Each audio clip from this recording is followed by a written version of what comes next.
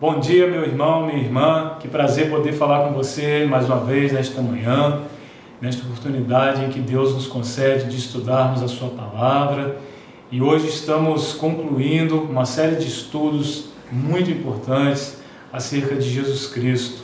Nós iniciamos uma série de 8 estudos, escrito por irmãos, membros da nossa igreja, e hoje chegamos ao fim dessa série de estudos e vamos estudar acerca de Jesus Cristo como o Filho de Deus. O título da nossa lição é Ele é o Filho de Deus. Essa série de estudos baseada no Evangelho de João e toda ela centralizada em Jesus Cristo.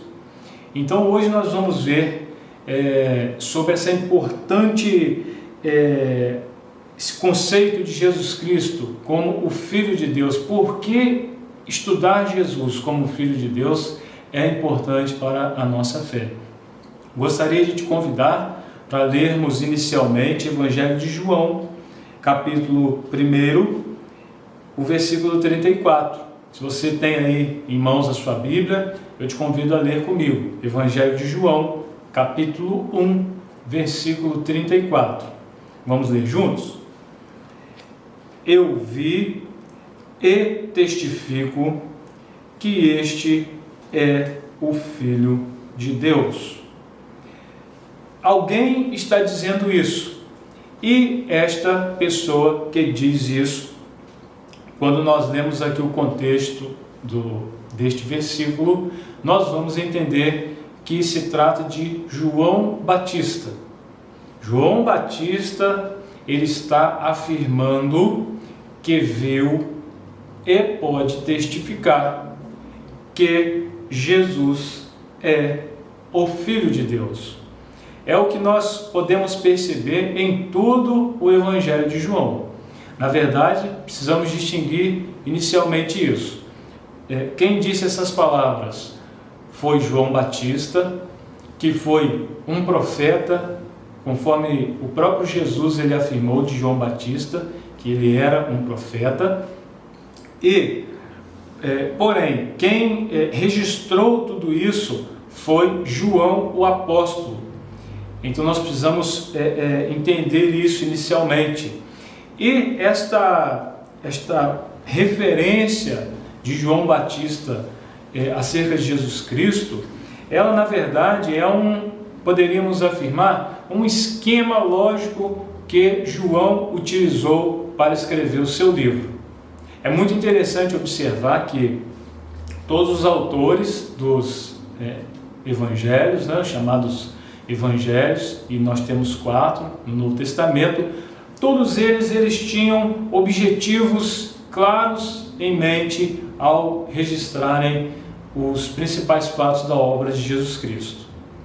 E, na verdade, podemos pensar também que não se trata de simplesmente uma biografia de Jesus Cristo, porque se assim fosse, com certeza estaria incompleta, não seria completa se nós tomássemos os evangelhos como biografias, porque estariam faltando muitas informações. Por exemplo, o que aconteceu na vida de Jesus Cristo dos 12 até os 30 anos, ou então entre ali a infância de Jesus, enfim. Então, se os acontecimentos registrados fossem biografias, estariam incompletas. Então, se esses registros não são ou foram escritos com esta finalidade de serem biografias de Jesus Cristo, qual é o objetivo então? E é isso que nós vemos quando nós lemos cada um deles. Todos tinham objetivos em mente. E no caso do Evangelho de João, o 4º Evangelho, nós vemos aqui neste versículo em que lemos uma síntese do que ele procurou fazer em todo o livro, que é justamente mostrar sinais de Jesus Cristo, milagres, operações miraculosas de Jesus Cristo, pessoas que tiveram contato com isso e viram e testificaram. Então, assim nós vamos observar que várias pessoas tiveram contato, presenciaram os milagres de Jesus Cristo e testificaram, incluindo o próprio João. Esse é o mesmo esquema que ele vai utilizar em todo o seu livro. Então, é importante considerarmos isso, porque faz todo o sentido para a nossa compreensão da palavra de Deus. Precisamos pensar no significado da palavra filho aplicada a Jesus Cristo. E para compreender isso, antes precisamos entender o que significa a palavra filho no contexto bíblico e judaico, poderíamos assim dizer. Então, podemos pensar primeiramente que o sentido principal da palavra filho no contexto bíblico é o de a alegria, a vida da casa. Então esse é o conceito principal. Porém, em toda a Bíblia nós vamos observar também a palavra filho num sentido de pertencimento ou fazer parte de. Assim nós vamos ver referências a filhos de Israel como sendo as pessoas que faziam parte da nação de Israel. Nós vamos encontrar nos escritos de Paulo referências a filhos da luz, ou pessoas que são da luz, fazem parte da luz. Temos outras expressões como filhos de Belial, como pessoas más, iníquas. E vamos encontrar, enfim, ao longo de todo o texto, muitas referências a filhos de, com esse sentido, fazer parte de.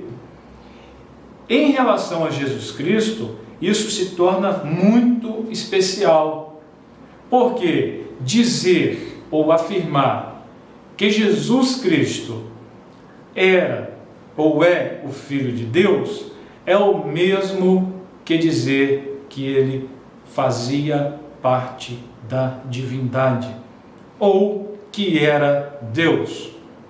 É por essa razão que nós vamos encontrar diversas citações no Novo Testamento, e sempre no que se refere a Jesus Cristo é como o Filho de Deus.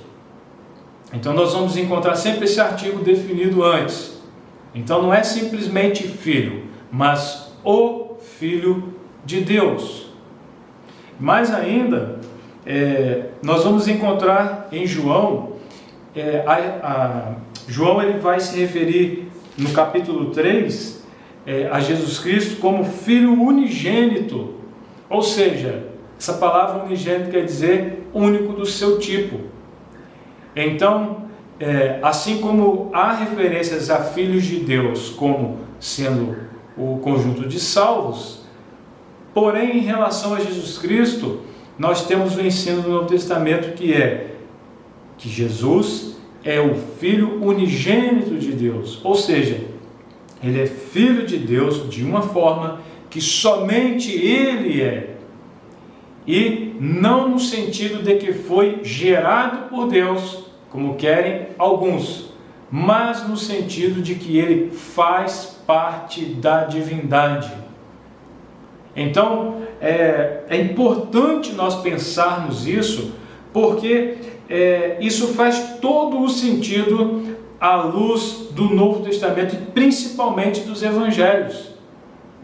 É interessante, por exemplo, observar que quando o apóstolo Paulo, e quando ainda era Saulo e Jesus apareceu para ele, já glorificado, e o chamou, então Paulo teve ali aquele encontro, Saulo, e depois passou a se chamar Paulo.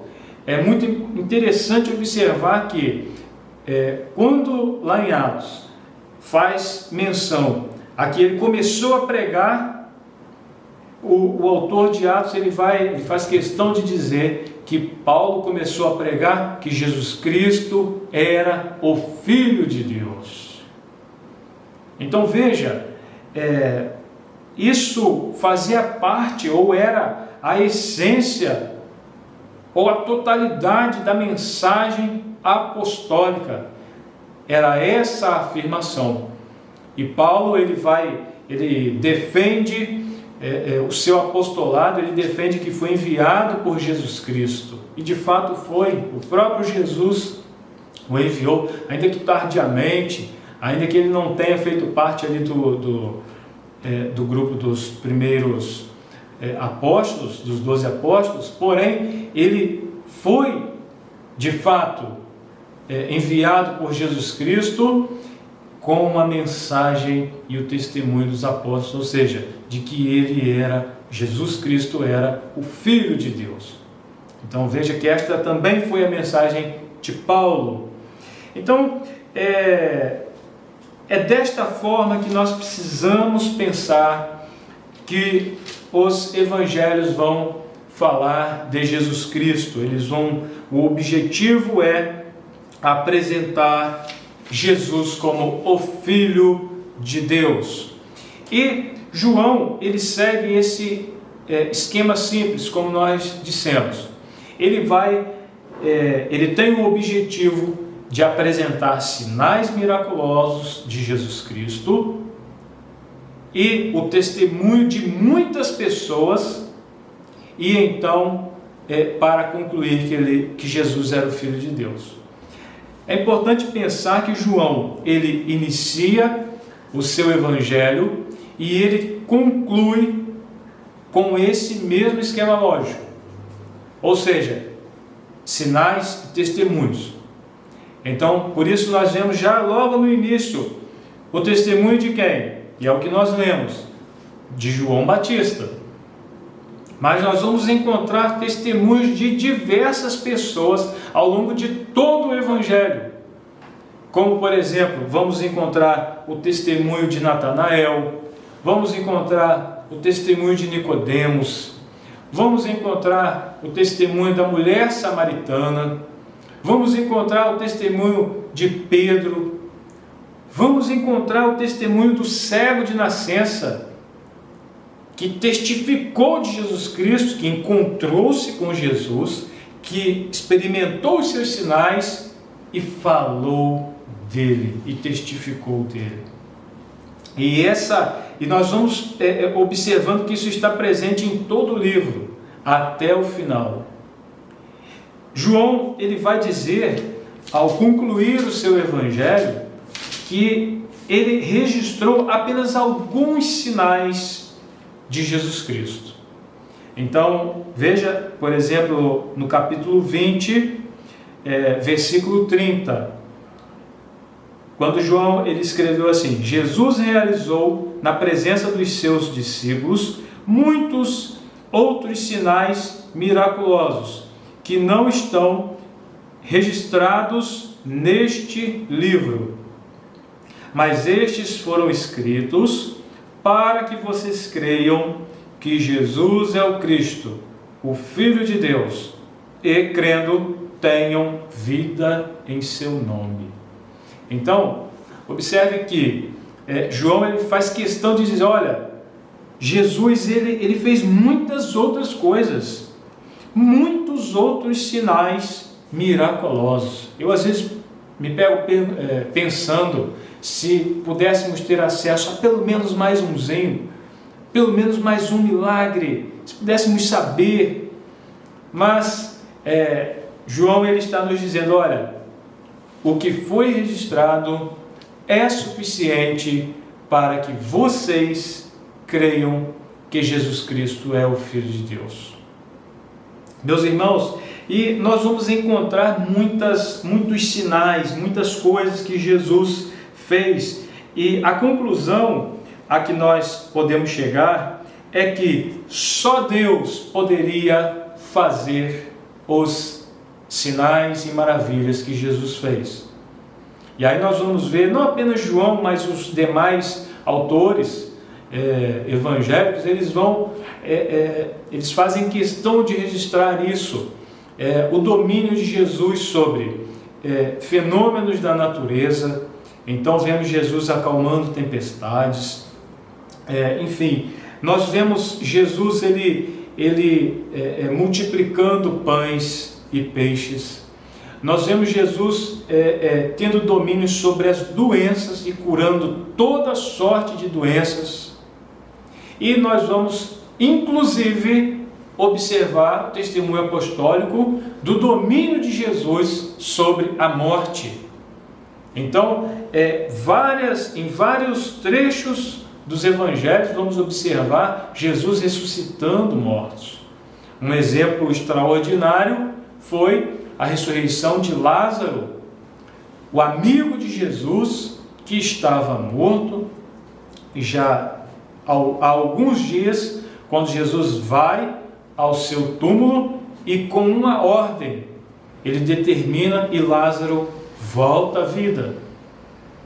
Então nós precisamos pensar por que João fez questão de registrar isso, para demonstrar que Jesus era o Filho de Deus.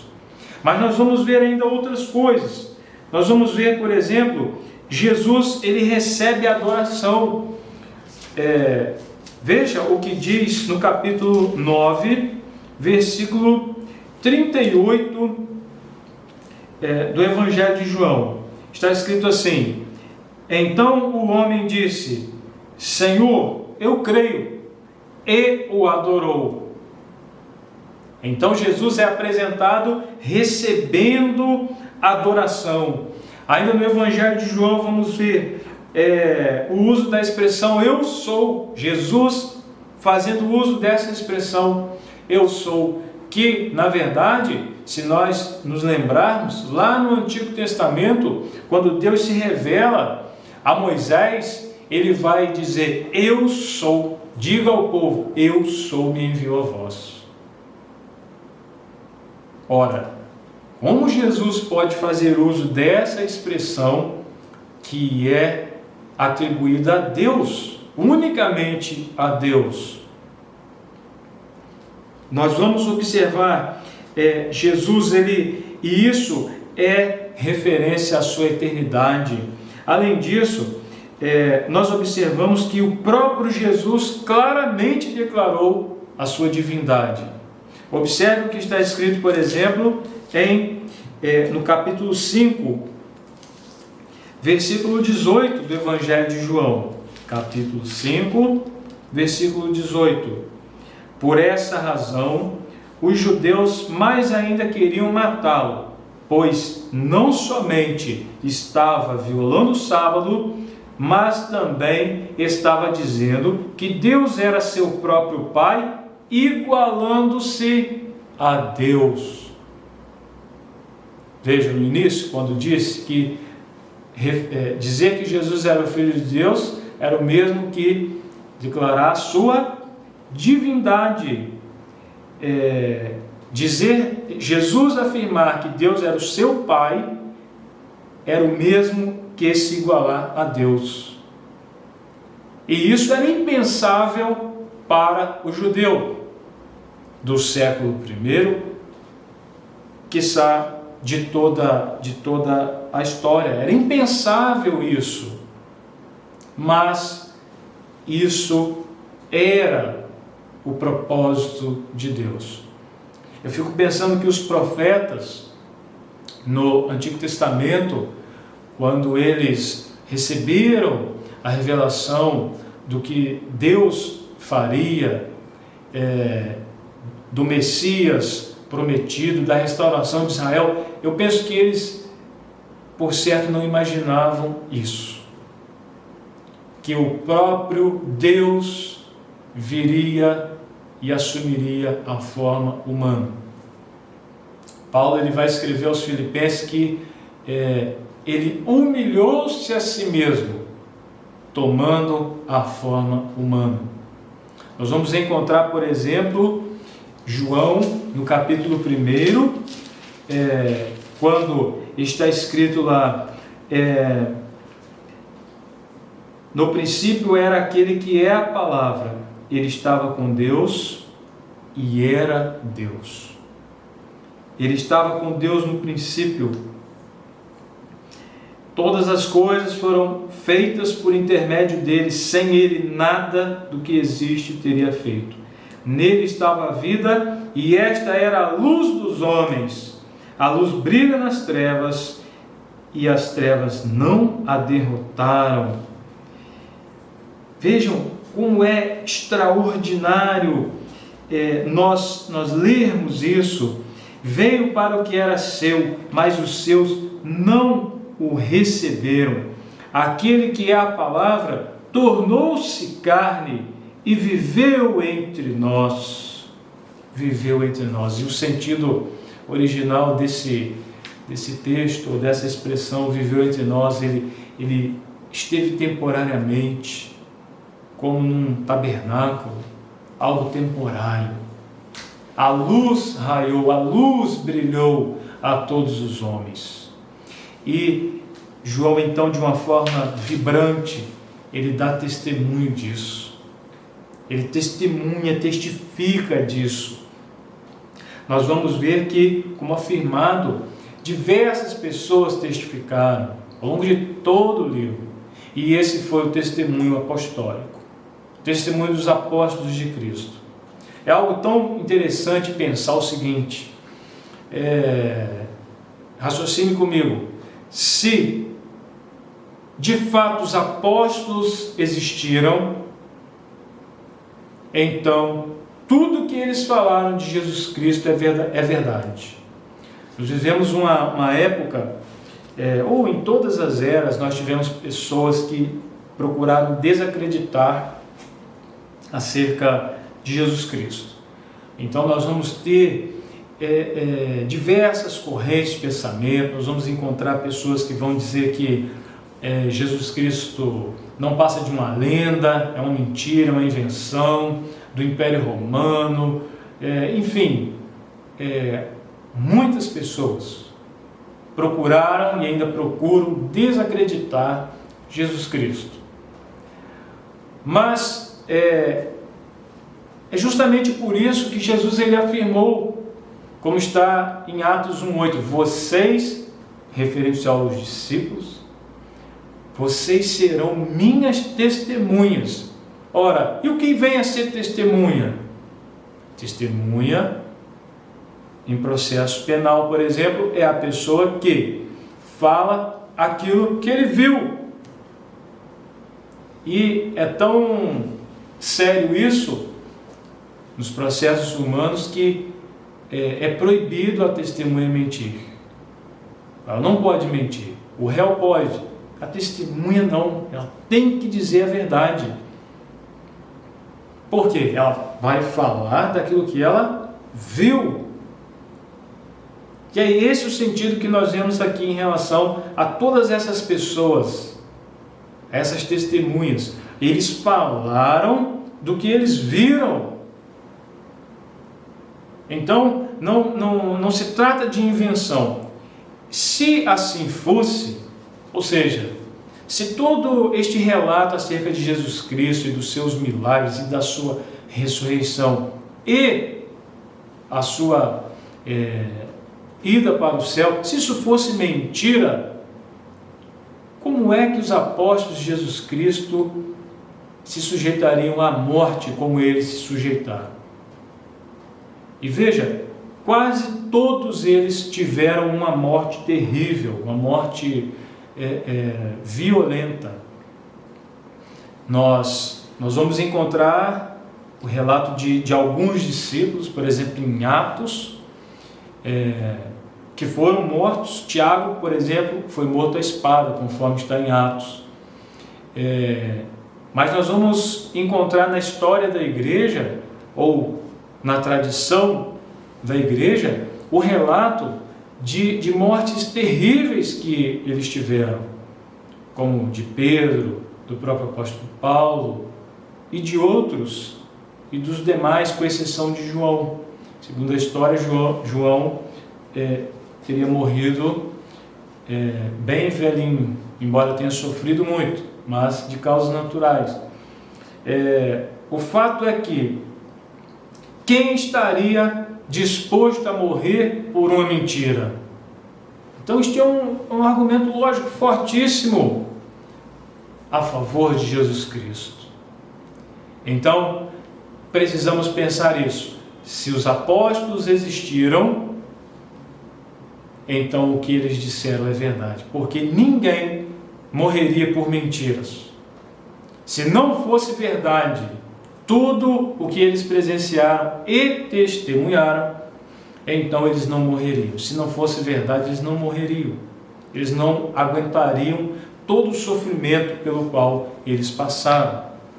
Então, é isso que nós vemos em todo o Evangelho de João, esse registro de diversas pessoas que testemunharam de Jesus. E eu já estou encerrando, mas é importante pensar com você uma coisa. Você sabe por que Jesus morreu? Você sabe qual a acusação que fizeram a Jesus e pela qual o apresentaram a Pilatos, o governador? Eu lhe digo, eles afirmaram que Jesus havia blasfemado porque ele havia afirmado que era o Filho de Deus. Então Jesus morre, ele morre naquela tão rude cruz, porque ele era o Filho de Deus. Porque para os judeus, como disse, era impensável um ser humano afirmar que era Deus. Era uma verdadeira blasfêmia. E aí nós vamos ler, por exemplo, no capítulo 19, versículo 7 do Evangelho de João, temos o seguinte relato. Os judeus insistiram: temos uma lei e, de acordo com essa lei, ele deve morrer porque se declarou Filho de Deus. Então o que vemos aqui nesse versículo de João 19, 7 é: Jesus morre por ser Filho de Deus, ou porque se declarou Filho de Deus. A questão não é o simples fato dele ter se declarado. Qualquer um poderia se declarar Filho de Deus. A questão é quem, em toda a história da humanidade, apresentou todos os sinais que Jesus fez. Quem fez? E a resposta é simples: ninguém. Então ele morre por ser quem ele de fato é. Queridos irmãos, isso é algo que precisa impactar nossas vidas. Ou seja, ter Jesus como Filho de Deus, quando nós conhecemos isso, quando nós cremos nisso, que o próprio Deus veio e assumiu a forma humana e pagou a nossa culpa quando morreu na cruz, isso tem que impactar a nossa fé. Então, a conclusão a que chegamos é a seguinte: João Batista viu a Jesus Cristo, testificou que ele era o Filho de Deus. Diversas pessoas viram, foram transformadas e testificaram.